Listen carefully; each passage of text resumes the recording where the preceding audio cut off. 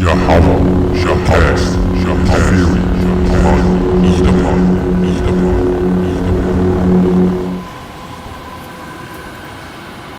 So what do you think? Does it make sense that this one verse solidifies the idea that the original Hebrews are black? Well, let's start from the beginning of the verse and test this hypothesis. Now, the black Hebrew Israelites stumble on the outset by using the King James Version to try to understand this verse, unlike any other true Israelite who would be able to translate it from its original Hebrew. Now, I don't feel that the King James Version mistranslated this verse, but its archaic English has caused many black Israelites to stumble. So I'll use the clearest version I could find that expresses the original Hebrew text the clearest. And they actually found it in the NIV. You dirty rat. The Lord will send you back in ships to Egypt on a journey I said you should not make again. There you will offer yourselves for sale to your enemies as male and female slaves, but no one will buy you. You dirty rat. And so this text was literally fulfilled after the Romans had destroyed Jerusalem and had all of these captives, all these Jewish rebels and captives. They made use of them in the empire by shipping these young Jewish men on ships to Egypt, which was a Roman province at the time, As male and female slaves. by shipping these young Jewish men on ships. As male and female slaves. Now, it's an arrogant statement to say that the word Egypt or Mitzrayim also means bondage in Hebrew, in this case referring to America. And they even try to back this up with one verse, Exodus 20 verse 2, where it states, I am the Lord thy God, which have brought you out of the land of Egypt and out of the house of bondage. That's it? It's ridiculous, huh? Out of the land of Egypt and out of the house of bondage does not mean that Egypt means bondage. It even uses the two words here, Mitzrayim, which means Egypt, and Avadim, which means bondage. You dirty rat. But don't take my word for it. Get a Strong's Concordance and research it yourself. When the word Egypt is used in the Bible, it always means the geographical place of Egypt. You dirty rat. Obviously need ships to reach Egypt from Israel. So here the black Hebrew Israelites claim that it is clearly referring to the ships of the transatlantic slave trade, which stole Africans and brought them to the Americas. First of all, anyone who knows world history knows that Africans were not the only slaves transported by ship. The Roman Empire also used its massive navy to carry slaves to all corners of the empire. And that is exactly how we can see this verse being fulfilled. The Hertz Chumash states that at the destruction of Jerusalem by the Romans, both Titus and Hadrian consigned multitudes of Jews into slavery, and Egypt received a large portion of those slaves. The Romans had a fleet in the Mediterranean, and this was an easier and safer way of transporting prisoners than by land across the desert. I want to give all the praises and the honor to Yahweh, Bahashem, Yahweh Shai, Bahashem, Recha HaKodash, and double honors to the apostles and the elders of great millstones. Shalom! Peace to the elect Israelites scattered abroad across the four corners of the earth. Anyway, this video was inspired by a video I'd done previously on this Deuteronomy 28 and 68 chapter. Lord's will, I remember what I was going into on the lesson. It was quite a few things I went into in the last lesson, but I'll touch on it again. This video was also inspired by I'm not even going to say he was a scoffer, but someone who felt that what we're teaching is incorrect because they want to keep Edom racism going. By them saying it's not us, what they're trying to say is them. This is what they're saying. If it's not the Negroes on the slave ships, then it's them. Let's not forget the last video I neglected to mention that you have the so-called natives, Latinos, Native Americans. I don't think I mentioned that because we was basically touching on the topic of slave ships, which they had a part in. They also was taken into captivity in some form of ships as well. Okay. So anyway, this guy, his name is Benji. Okay, he says you are dumb, and this is the arrogance, ignorance, and racism that's coming out in him. Deuteronomy 28:68. He copies and pastes all this Hebrew writing. I'm sure some is Yiddish, different writers. I'm not sure, but I didn't even go into it. I can read some Hebrew, but he copied and pasted it, and then right under it put what it said. And this is exactly what I read, so I don't understand what he's talking about. But this is them trying to use that magic spell over us to convince us, because they may have went to some form of different literature, that they have become much smarter than us, and that's not the case. You know why? Because this world, the wisdom of this world is foolishness with the Most High. This is 1 Corinthians, I believe, the 3rd chapter say. We are now guided in through the Spirit and the power of Yahweh Bashem Yahushua. Okay? Yahweh, the Most High, and Yahushua, the Son, and the Holy Spirit. So he goes on to say Africans did not go into Egypt with ships. Now, again, this is basically another form of racism, because they will not accept that was us that was there in slavery. Now, they have brought out all the information that the Egyptians was black. Proof shows that the Israelites was so-called black. You had Moses, who passed as an Egyptian, right? He put his hands in his bosom, pulled it out, it became white, which was a curse. Put it back in his bosom, it came back as the other flesh. I believe Exodus, the 4th chapter goes into that. Salaki if I'm off, but I'm just trying to hit the points. So this proves that the Israelites were so-called black. The Egypt simply means Mizraim, which is in a form of Africa before it was named that. And then you have to understand that we weren't called Africans until that name mass was named after that, and we became the slave to the white man. So with all these things that happened to us as a people, brought on slavery, brought on cargo slave ships, whipped, beaten, hung, lynched, castrated, set on fire, had crosses burnt into our homes, you can't tell me that's not biblical. You can't tell me the greatest Holocaust ever committed on the planet is not biblical. Anyway, this is what was brought on. So I'm going to go into the word Egypt, and this is where it boils down to. Okay, going into the word Egypt, he says it's not a place of bondage, but it's the landmass, which it was named after. It was named after Mizraim, of the way those people dwelt. Okay, it was named after Mizraim. So just because it was named after Mizraim, when you had Ptolemy went down in Egypt and conquered Egypt, that the reason why Egypt came along, because it's a Greek word out of the Septuagint, and that word was loosely translated to bondage, because he knew that Egypt was known for slavery. Why? It was known for the slavery of the Egyptians. Of the Israelites, Salakia, right? And when a white man came into power, the Romans, the second Rome was built and founded and came into power. It's the same thing. Remember, America being the second Rome, as also the second Egypt, and also as Babylon. Remember, Ecclesiastes 1:9 says there's no new thing under the sun. Nations reincarnate.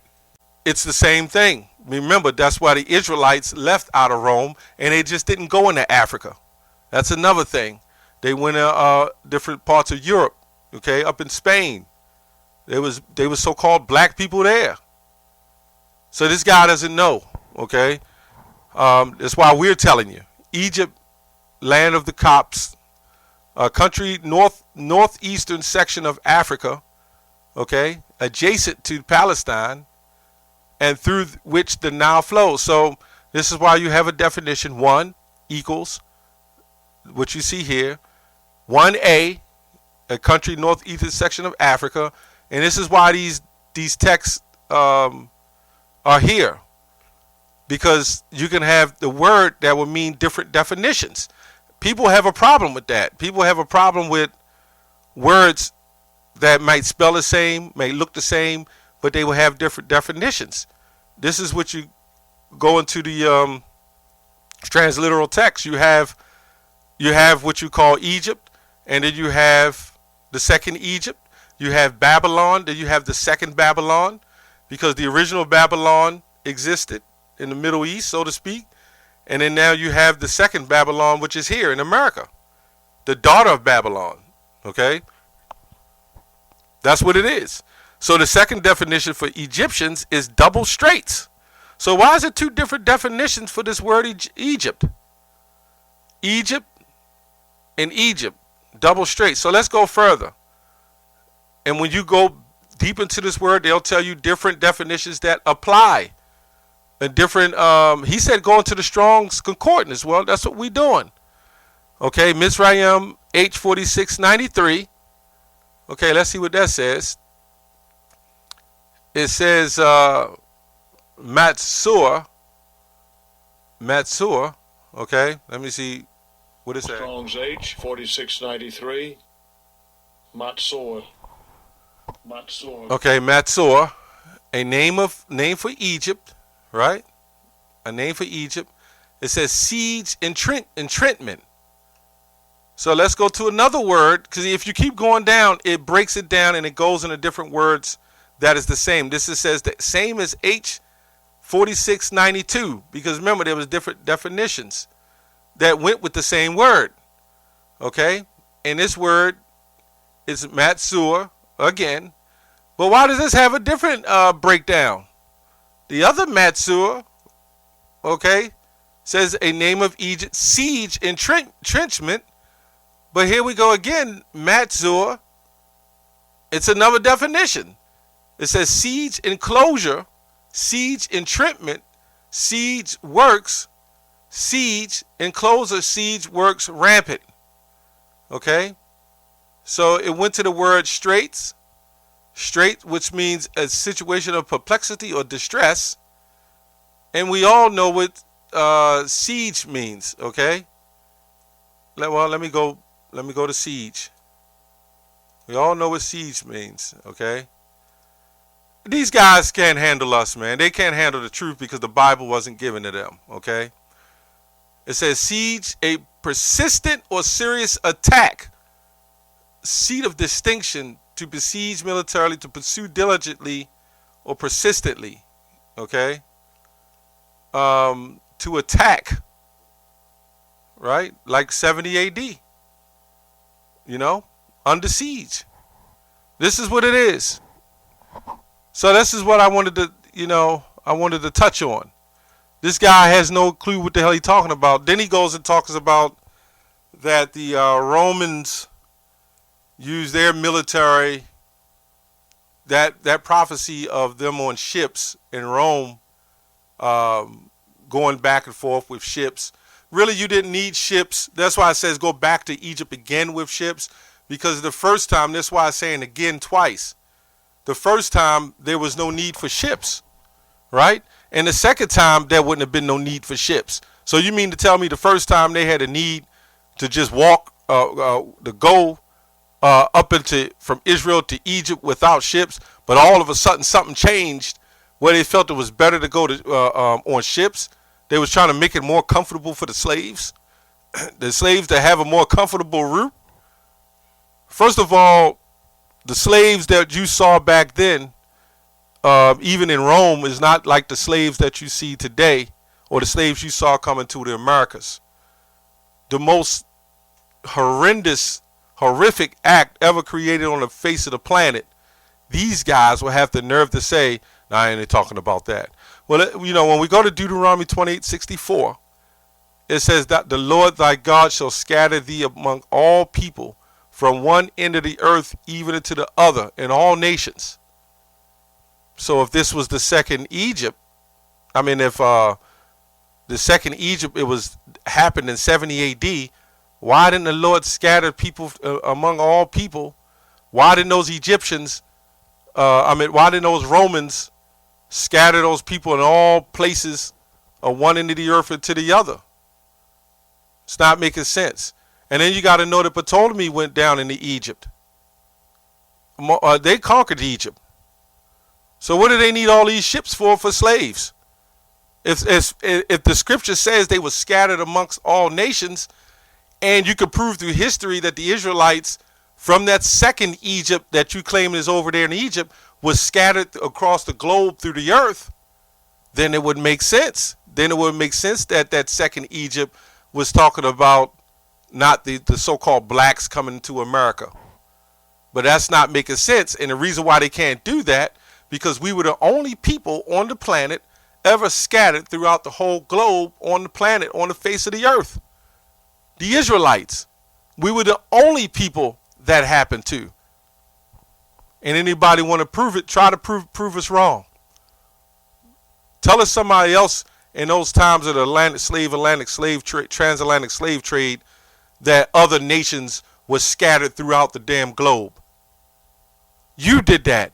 Habakkuk, the 2nd chapter. You helped heap to yourself all nations. You stole the earth. And then you people who claim to be children of God, who don't even believe in the Messiah, you the ones set up embassies across the globe. You the ones set up GMO foods, poisoning our children with porn and everything else that's happening. And I'm talking about dirty porn. You the one got our women walking around and looking like that and behaving like that. Ultimately, the Lord did it because of the curse. But you were responsible on the left-hand side for playing it out. And you claim to be the chosen people of the Most High. The chosen people of the Most High would have everybody following the Sabbath. Would have everybody not eating crabs and shrimp and pork. You know? You would have everybody not committing adultery. So how could these people, if we're not the children of the Most High, then that means you're the children of the Most High. And if you're the children of the Most High, what the hell is happening, man? What's happening around the globe? Same-sex marriage. Wait a minute. You're not keeping one law of the Bible, one law of the Torah, no commandments of the Bible, fitting none of them. So if we're not the people of the Bible and it didn't happen to us, and you're the people of the Bible, well, we're in big trouble. We're in big trouble, because Yahushua would not come to deliver this, man. You know, you're going to just destroy the earth. Okay, let's go to this Huma. Okay, this is where he gets his information from, by a man named Joseph Hertz. This man is a rabbi. Within the early 1900s, he migrated and got his bachelor's degree from some college. Let me see. He got his degree from Columbia University. Okay, he's a Jewish theologian of Seminary of America. Are you serious? This is where he gets his information. And if the information was so correct, why all these new translations? Why didn't they set up the schools years ago and teach us the Bible according to the way they knew it? Why did they have to come up with all these new translations? It's not making sense. These theologians and these scholars are trying to go over the writings of the scriptures and what was already put into place. Why? Because they got to keep changing the doctrine. As the truth further comes out, they got to keep changing the doctrine. They had no idea, especially when they found out around the time in the early 1900s that you Jakes was going to start reading, because a lot of us still couldn't read. We were really low educated. That's why they set up those schools. But now they start figuring out you Jakes are reading. This is when they had to bring that NIV and these other translations into play, because we'll start thinking, is it possible it could be us? These guys are sick, and it doesn't matter. At the end of the day, the truth is out. We know we're the biblical Israelites. We know damn well that you didn't need another ship to come from Israel to Egypt again, and it wasn't the Romans who took white Israeli slaves to down in the goddamn Egypt. And I had another question. If these people who in power today was in power of the time of their so-called slavery, 56, it was 60 years ago, 70 years, You know what I'm talking about, because they'll flag you if I tell you what the time period. But if all this was happening in those camps and all this stuff was going down, right? And they was in power, how the hell was they slaves? How the hell was they going through that? How the hell was trains bringing them in and going through all this hell if they was in power? This is not making any sense.